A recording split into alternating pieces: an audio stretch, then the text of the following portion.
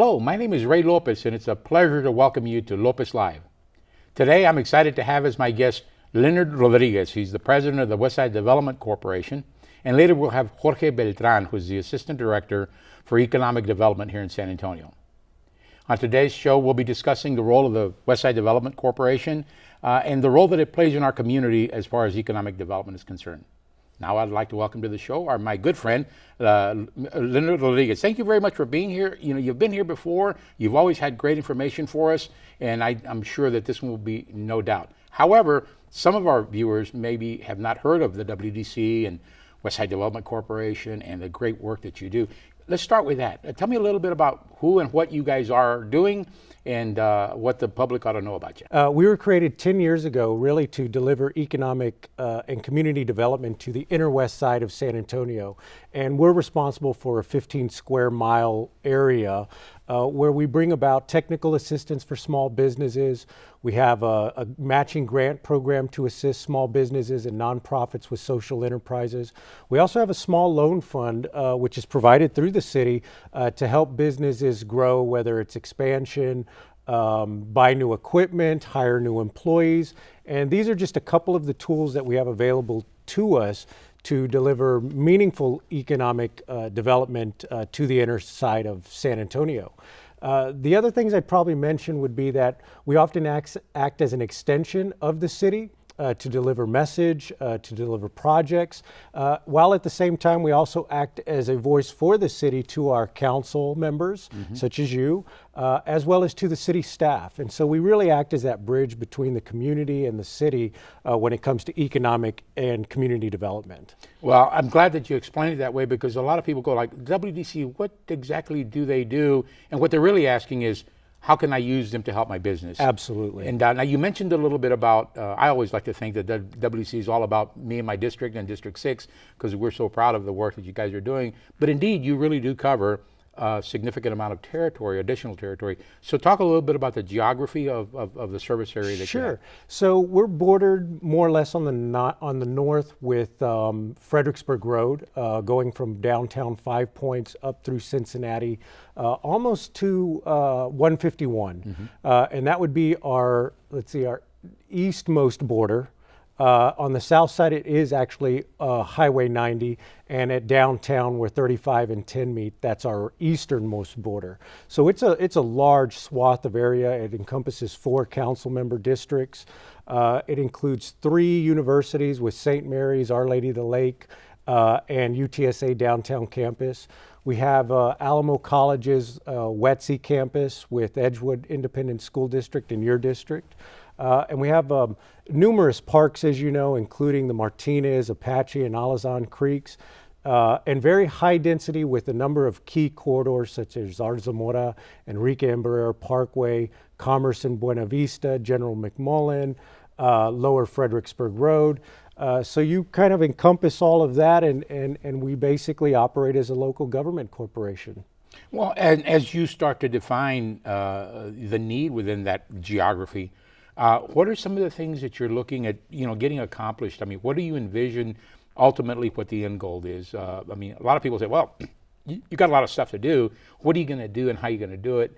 And at the end of the day, there's a vision. Sure. Talk a little bit about the vision, because I know that's so important to you guys. It is. The vision for the West Side and that inner West Side is a community where people want to live, where families want to raise their children, that's got connectivity to the downtown core, unencumbered, nice amenities, both in hike and bike trails and with the parks, and decent housing stock. And that's really where we work to fulfill our mission with the businesses in terms of creating those vibrant corridors in areas where people want to visit and spend their money.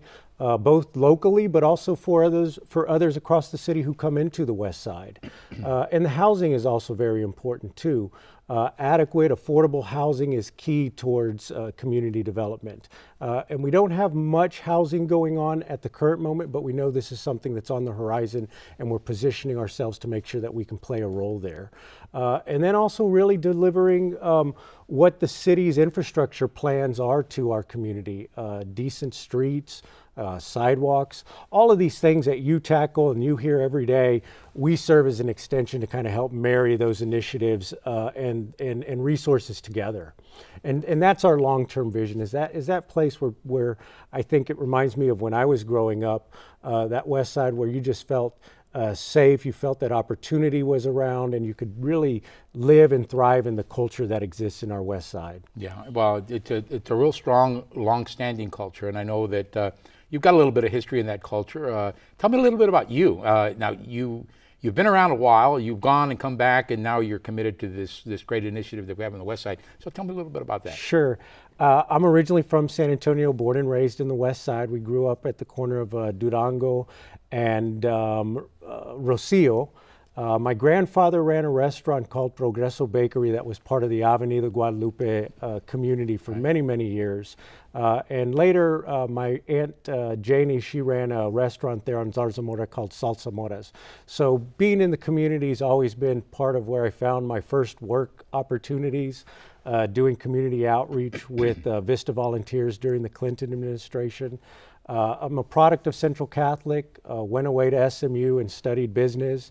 And really after that, took a kind of a career path that put me in San Francisco at the beginning of the tech bubble, doing some publishing, but eventually found myself working in national politics and on a national campaign elections with the Bush campaign. And was happy to come back to San Antonio after taking all that in and putting my time, effort, and energy and what I learned into the community that raised me for the most part. Well, I thank you for taking the time to tell us about that, because I think what's important about that story, one, it's commendable, and thank you very much for doing what you've done, but one, that you are actually a product of the West Side. You're a product of San Antonio. You went out, you did these, what most people would consider pretty worldly things, and then you brought back those assets, that experience, and deploying it here to create a vision for that community. I mean, that's incredibly important, and I don't think people understand that as well as they should, and recognize that we have a tremendous asset in your leadership, in the organization that you're leading, and I'm very grateful for that. But let's take off on that just a little bit. What are some of the really big things that we're doing as a city today that are in line with your vision? And then what are some of the things in the future that you think we should be starting to consider? Sure. One of the biggest accomplishments I think that the WDC has taken on in the last 3 years is a partnership with Alamo Colleges and Edgewood Independent School District at the Westside Education and Training Center. And really what that does for us as an organization for the first time is it puts us right in the middle of workforce training. And I can't tell you how important the workforce component is to our city's economic development from the standpoint that within the West Side, it is our workforce that is our greatest asset. So investing heavily into making sure that our residents have quality pathways to good jobs, very clear ideas and pathways into higher education and workforce training, and then really giving us a node to work on that is part of the city's overall infrastructure plans to deliver a hub. And these hubs throughout town, and there's many of them, really become economic generators for the area community in those corridors. And so we're real excited about what we've accomplished at WETC and what the future holds for us there. Well, thank you for that explanation. WETC is one of those, I guess, underappreciated gemstones that we also have on the West Side. But that kind of underscores the amount of investment and commitment that we're making to the community. I guess beyond that, we've got to figure out a way how we're going to continue that investment. And I know that at the city level, we're very, very concerned about the investments that we're making in all the quadrants in the city, and all of us happen to represent different pieces of the city, so we're very understanding and particularly focused on our quadrant. Sure. And I know that some of the things that are like general for the city are things like transportation, quality streets where we've got plenty of sidewalk connectivity, where we've got good drainage and the like. I'm assuming that you would agree that the West Side has just as much need to address that. Do you think that that's something that is prohibiting us from generating more business in our community? And if we were to invest more money in that, do you think we'd be more successful in really generating and creating that vibrancy that we want on our West Side? Absolutely. I think you bring up a very important point with respect to the role that the West Side plays within the totality of San Antonio's economic development. And if we really look to San Antonio as being a strong city for employment and blue collar employment, then we know the majority of that community is coming out of the West Side and similar communities. So in investing in our workforce becomes critically important, but also making sure, as you mentioned, that all the right resources are in place to make sure that it can be fulfilled. And when you talk about those things, transportation comes to be, is an issue. The connectivity is an issue. Housing, all of these things really create an environment where we have to make those investments in these communities that have certain obstacles. And I think that's a proper role for the city to play, because if we can help alleviate some of those obstacles, remove some of those disparities, then I think we're really going to have a workforce in a city that we can point to and say that San Antonio delivers. Yeah, no, I couldn't agree with you more, Leonard. Trying to provide a good quality of life for our community is certainly one of the basics of any municipality. But having a partnership with organizations like the WDC and WETC and others is a way to implement those, and we're certainly looking forward to continuing that relationship. You guys have done a fantastic job in the past few years. There's no question that the future is bright for our community, and you're a big part of that. I know there's so many other things that we will be talking about to the community to highlight the great importance that you do, but we're going to be out of time, so that means you're going to have to come back. If that's okay with you, we'll bring you back on a regular basis and make sure that the community understands the work that you're doing and how they can help you accomplish that. Well, I look forward to coming back, and thanks for having us again. Not at all. It's my pleasure. Yeah. And stay with us. We'll be right back after this short break to talk about economic development.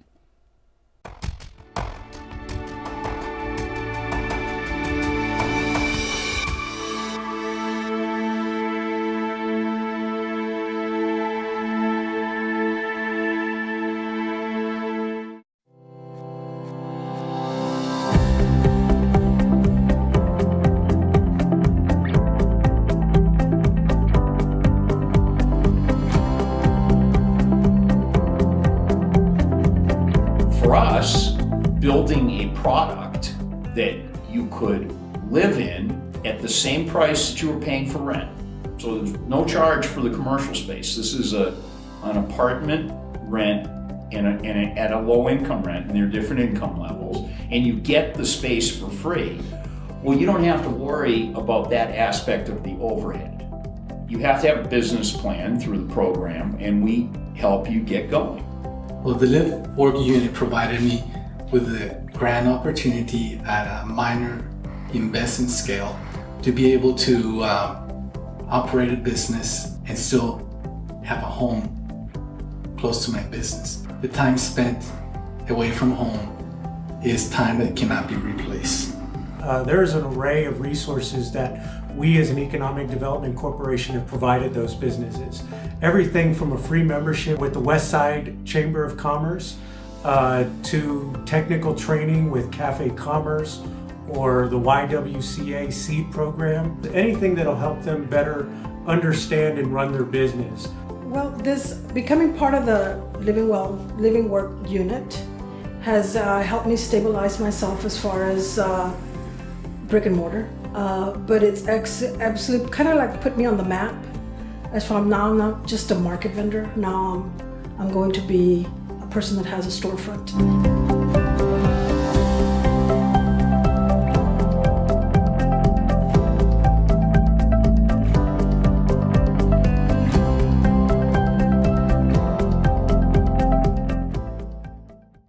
Take a look under your bed. Find stuff under there? What about jobs? No? Now try your closet. Still no jobs? Just more stuff? Well, you really have both. See, stuff is defined as household articles considered as a group. Sometimes this stuff is no longer needed. Wait, no longer needed? That can't be right. Because remember those jobs you were looking for? Those are really needed, and they're the stuff inside your stuff. Our job is to unlock those jobs, and it starts when you donate your stuff to your local Goodwill. Here's how we do it. When you donate to Goodwill, we sell your stuff to provide job training for people right here in your community. So just by teaming up with Goodwill, you help create jobs. And isn't that worth parting with the leftover keytar from your 80s cover band? Goodwill. Donate stuff, create jobs.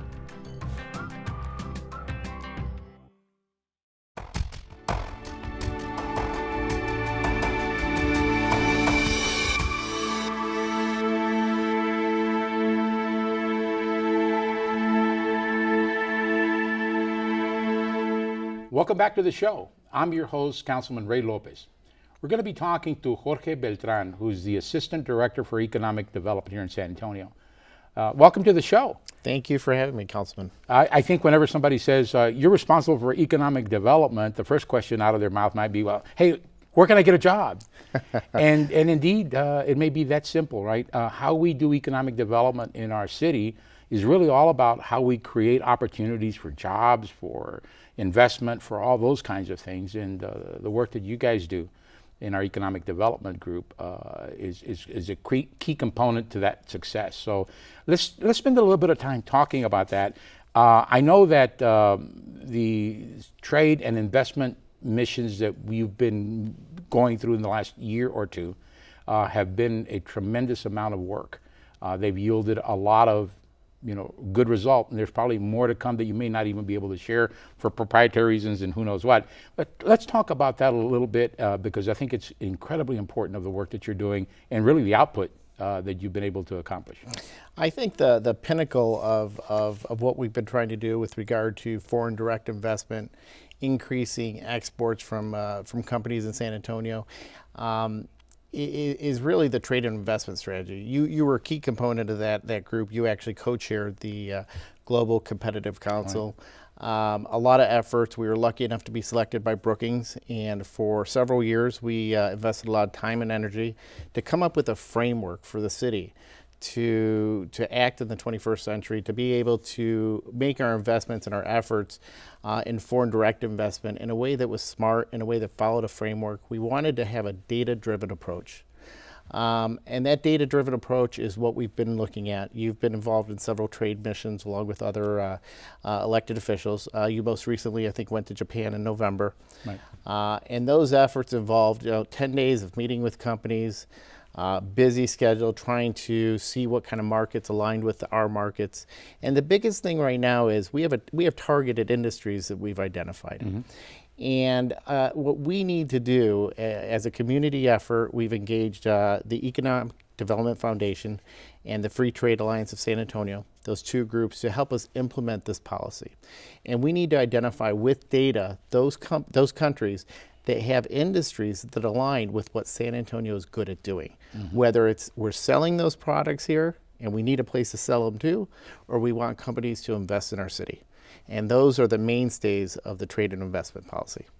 Well, I'm glad that we got into this level of discussion because it's incredibly important that, as a matter of fact, I think most of the citizenry in San Antonio don't first think about their city council person saying, hey, what have you done about generating jobs and business and trade into our city? And actually, that is our responsibility. We take it very, very seriously. We've had great leadership over the course of the last few years focusing on that, and the leadership out of economic development has made us successful. But it was interesting because you mentioned, I've had the opportunity of being on different trade missions, had the opportunity to sit on the Brookings review. And what was so striking to me was there was a questionnaire that was sent out to CEOs around the world, actually. And they were saying, what do you think of San Antonio what do you think of when you think of San Antonio? And obviously, the Alamo, check. Everybody recognizes the Alamo. Military City, USA, check. No question about that. Oh, the Riverwalk, isn't that a great place? And people have a tendency of putting us in those categories. What we've been able to do based on the work that your organization has done is to really redefine us and extend that definition of we're much more than that. We are a mecca for biosciences. We are a mecca for, if you will, the advanced manufacturing. By the way, we have Southwest Research. We have this message to deliver. So let's talk a little bit about that, how we're putting that message together, and then the conduit that you're using to get it out into the rest of the world so that they'll know we're much more than just the Riverwalk. We're much more than just the Alamo. Having been a transplant to the city of San Antonio about 7 years ago, I can tell you many of the things you described about San Antonio, getting the word out there to show them what we're made of, does exist to a lesser extent now. I think the city has really concentrated its efforts to take a more sophisticated approach. We have companies, very large, Fortune 500 companies, high-tech companies in specific industries that contact us on a daily basis. We're part of that environment now that they look at. It's not just looking at Austin, it's not just looking at Dallas or perhaps some other cities and other states, but they're looking at us for a host of reasons. It's not just that we have a great geographic location, that we have a great cost of living. It's because we have the base industry here. We have legacy industries here in the city, such as the military, our hospitals, our medical from the military, that has created and bloomed these industries. Cybersecurity is a perfect example. It's at the cutting edge of what the world is looking at right now. And outside of the Maryland, Washington, D.C. area, we are the #1 place for cybersecurity. Right. It's a very little known fact. We've put a great amount of efforts. We've engaged the chamber to help us with those efforts. We've led delegations. We have an upcoming delegation to Mexico City for what's called a Grupo Breakfast, where it's going to be concentrated on cybersecurity and trying to make those connections and to let companies know this is a high-tech industry. We have growth on Houston Street that is unprecedented. And to show these companies that we have that environment. One of the statistics that recently surprised me more than any is that we are the #1 destination for millennials. That's a huge statement because that's the largest working group that we have in the country right now that is growing. And to have them look at San Antonio as a place to be, an urban place that they'd like to live, they'd like to work in, is very, very important for our future. And that means that we're looking at cybersecurity, we're looking at advanced manufacturing, we're looking at upskilled positions, we're looking at not the type of industry where you have a tourism-based or a low-wage-based industry, but true positions that pay and help people upskill and increase their position in life and increase how much money they can make. And I think those efforts have to be focused at the targeted industries and not just looking at the old way of doing things perhaps, and that is geographic areas or perhaps those minimum wage jobs. But we really need to target to try to get our economy in specific regions upgraded. And I think cybersecurity is a perfect example of that. Yeah, no question about it. And it certainly is what everybody wants to be doing moving forward, right? This whole cybersecurity industry is incredibly important, and San Antonio is well positioned to be a leader in that, to continue to be a leader in that. In my earlier segment, I had Leonard Rodriguez with the WDC, Westside Development Corporation, and a lot of what they do is work with small businesses, try to get them set up so that their businesses could be successful, perhaps with financing or maybe marketing plans, things of that nature. In some cases, even real estate. One of the things that's incredibly important is for San Antonio to have a workforce base that we can leverage as an asset to economic development. In your opinion, can you talk a little bit about where you think our workforce inventory of skills are and where maybe we should be headed in the future? Sure, absolutely. We're very fortunate to have the Alamo colleges, the Alamo academies. We have an asset here which is very not well recognized, but outside of the city it is.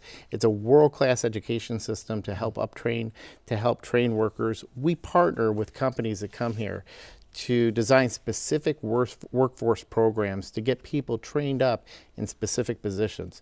That workforce component has been, for lack of a better term, the flavor of the decade. Everyone's been talking workforce, but there's very few cities that have been pouring efforts and their energy into developing something that actually works. With the assistance of EDF and the FTA, we now have personnel dedicated to workforce, and with the Alamo colleges, we're able to have great success to not only look at the middle skills, but to look at those people that need their basic skills.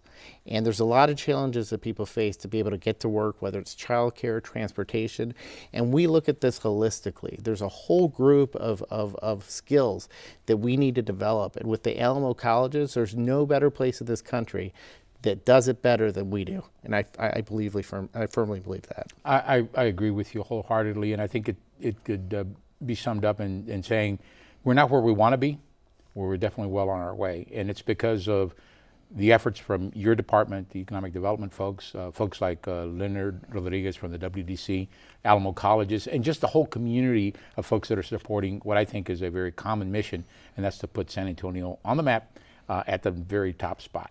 So I know that we don't have much time left on the show, but I just want to brag a little bit. Can you tell me about some of the things that have happened recently in District 6? Sure, absolutely.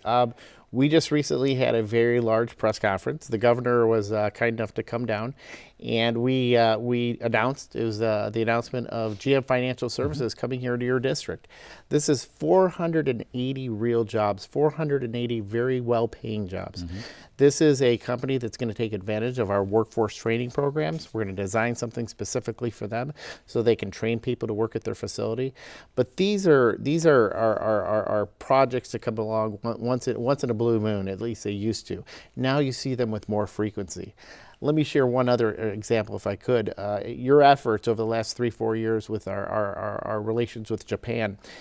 You've gone on trade missions and you've met with many companies, many delegations, and we have a very large company here, a manufacturing company, that is a direct result of those efforts. They're looking here. I can't disclose what the company is yet. We're still in negotiations, but it's a type of manufacturing we've never seen here. It's advanced manufacturing, and it's a very a novel idea, and it's going into one of our assets, most likely, a very specific asset that only San Antonio has. That's right.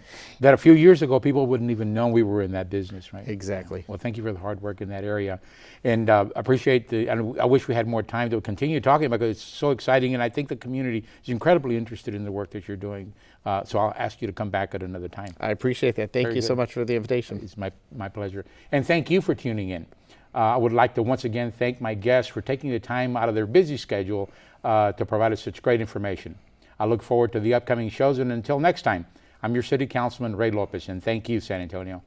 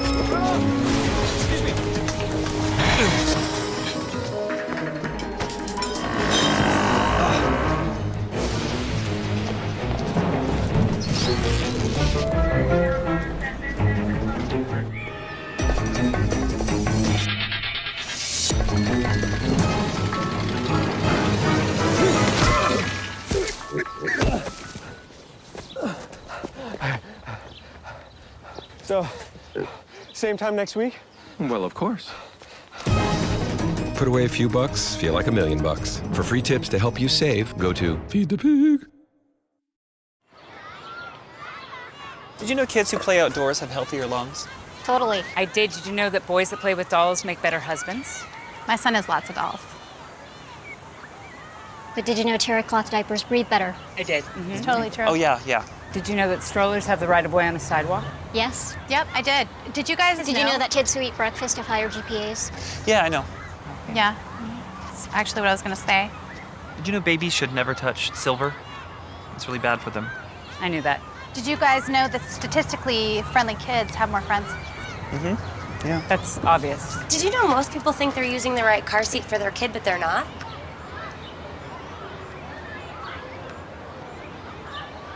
Parents who really know it all know for sure that their child is in the right seat at the right age and size. Visit safercar.gov/the right seat to make sure your child is protected. I'm putting that on my blog. I just put it in mine.